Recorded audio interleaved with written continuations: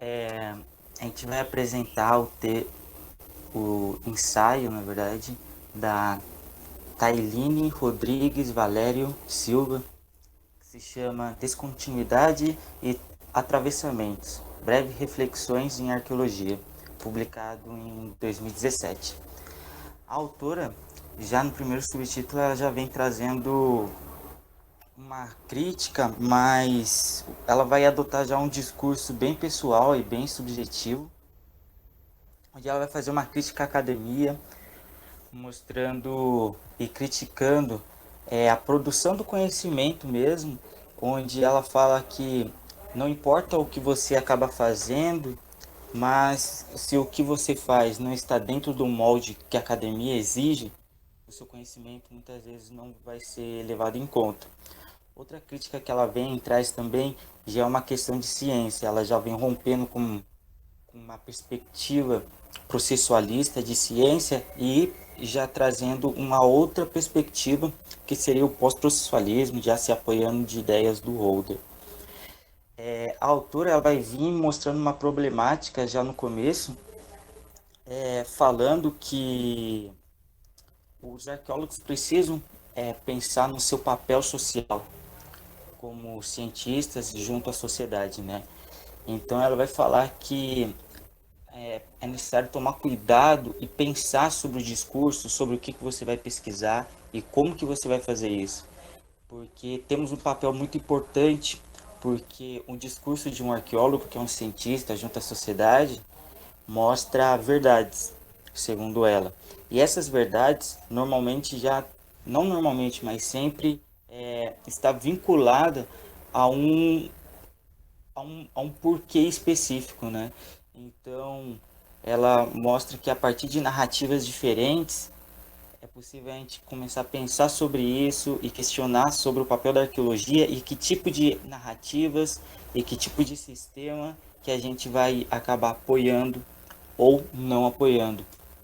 Então, ela meio que tenta mostrar de um papel consciente que a gente tem que ter dentro da arqueologia, não dentro só da arqueologia, mas na ciência como um todo.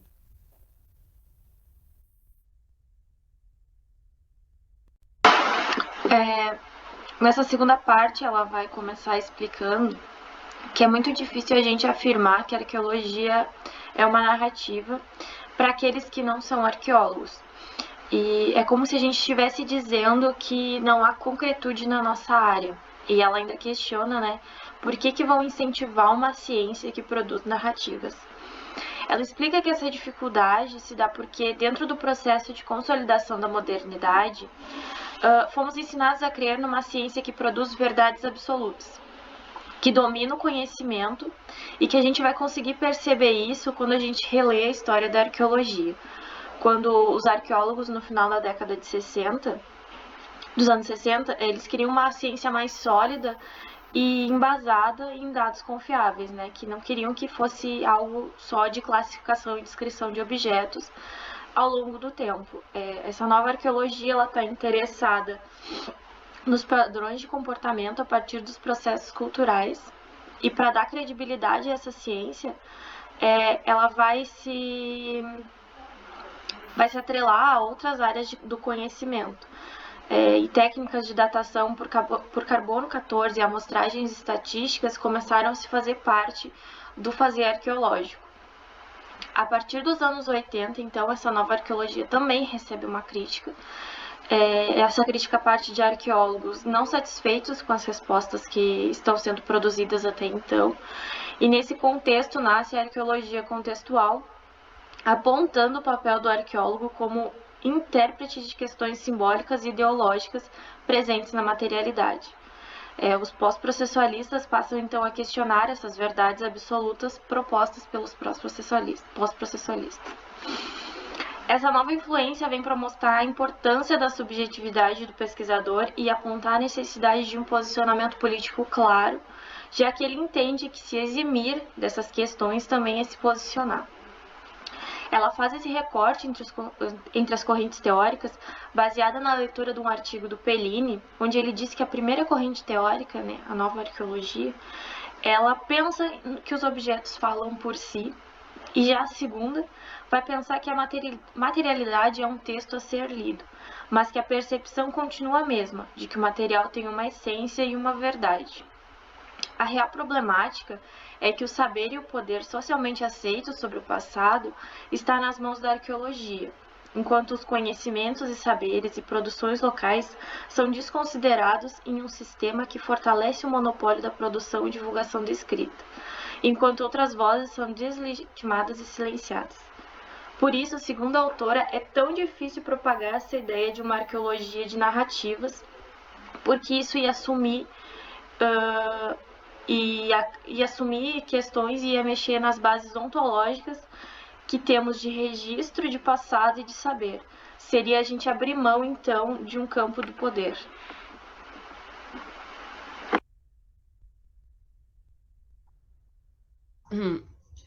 A autora traz esse risco como algo interessante para a arqueologia. Nessa afirmação, ela não vê um fim para a nossa ciência.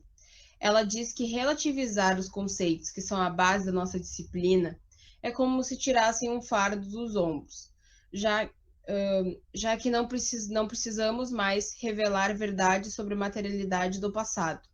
Segundo Johnson, um autor que a mesma cita, para confirmar essa situação, ele diz que os objetos não podem nos contar nada sobre o passado, porque o passado não existe.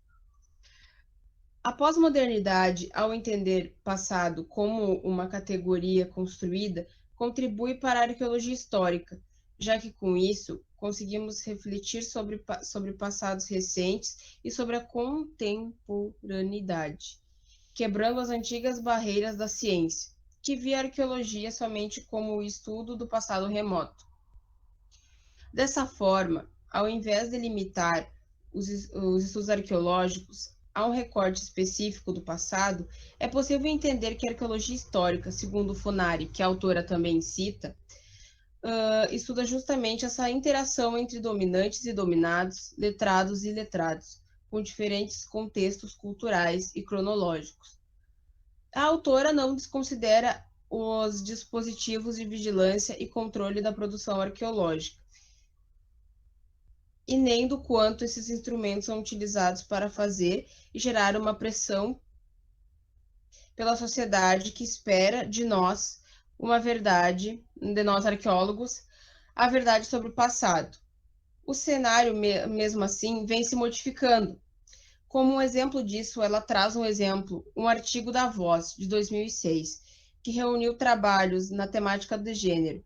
A autora fala da importância de trazer a presença da mulher nas narrativas, já que o encobertamento da participação da mulher sustenta o patriarcado, a misoginia e a noção ocidental de papéis de gênero.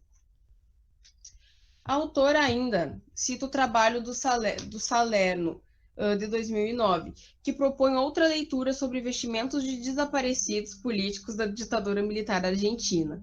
Ela cria uma narrativa oposta ao que o sistema ditatorial propagava para a sociedade. Com base na materialidade e nas entrevistas de sobreviventes, ela expõe a estratégia militar que pretendia realizar um desaparecimento definitivo dos subversivos. A estratégia consistia em trocar os vestimentas dos presos políticos que foram assassinados, impedindo assim a identificação das vítimas por meio da vestimenta que utilizavam quando foram sequestradas.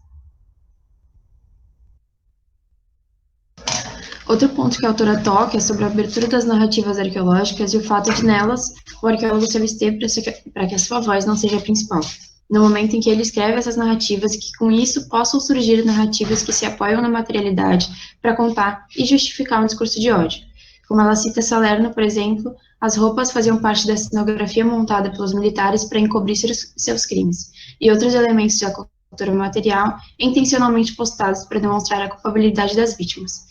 E logo após isso, a autora enfatiza sobre o domínio e privilégio que a arqueologia tem em relação à escrita, a divulgação das narrativas e do status de verdade, e que por isso ela pensa que não corremos o risco de ter nossa disciplina utilizada para propagar esse discurso totalitarista, violento e normalizador. Também enfatiza que a arqueologia pode nos ajudar a enxergar outras versões sobre o passado, um caminho na afirmação de identidades e ainda pode ser transformada em arma política das vozes silenciadas. Bom, ela vai acabar terminando o texto se questionando o porquê de fazer arqueologia, para quem e o que serve esses estudos do passado, e como se pode construir uma narrativa que não seja colonialista e que não realize violência. O quanto dialogar e não querer impor as suas perspectivas é difícil, e pensar sobre o peso e a responsabilidade que é a escrita. Ela fala bastante sobre sentir angústia, tristeza, insatisfação com o sistema social e com a própria arqueologia, mas que não perde o desejo de conseguir fazer essas transformações. E mesmo ela terminando com mais questionamentos do que propostas, isso não vai desmotivar ela, né? Que pelo contrário, acaba sendo uma inspiração.